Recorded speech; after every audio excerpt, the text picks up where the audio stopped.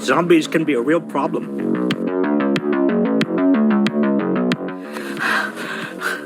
But what's even more annoying than actual undead corpses stumbling through the streets to devour the living are zombie myths, falsehoods. They keep crawling back no matter how many times they're laid to rest.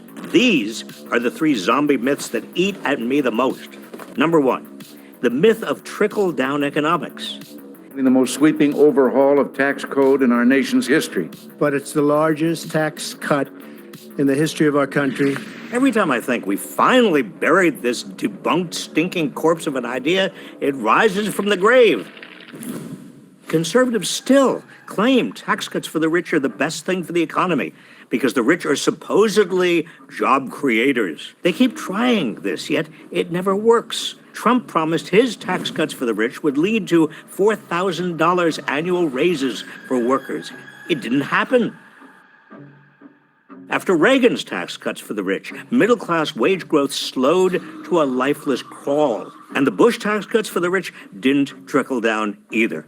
It doesn't take a lot of brains to see why trickle-down economics doesn't work.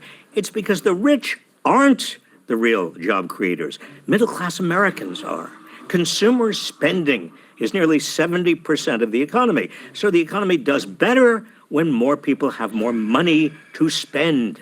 Number 2, the myth of the free market. The best way to build is to have the free market do it. Whenever lawmakers try to protect the public by putting limits on the power of corporations in the private sector, conservatives summon this zombie myth from the grave. They claim government regulations will interfere with the natural free market. But there's no free market in nature. Notice how you've never seen a National Geographic special about the free market? The market cannot exist without a government to organize and enforce it. The question isn't whether the government will get involved in the market, but how and whose interests will be protected.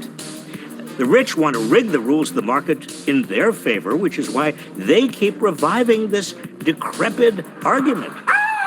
Number 3, the myth that the rich got rich all by themselves. A media legend and self-made billionaire. To a self-made CEO billionaire. I started off in Brooklyn. My father gave me a small loan of $1 million. This is one of the oldest tales from the crypt.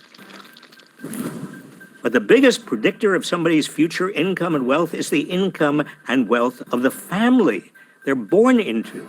About 60% of all wealth in America is inherited. On top of that, rich Americans' incomes are made possible by taxpayer-funded infrastructure, education, scientific research, and national security, as well as by corporate subsidies and tax loopholes, and most importantly, by the sweat of average workers.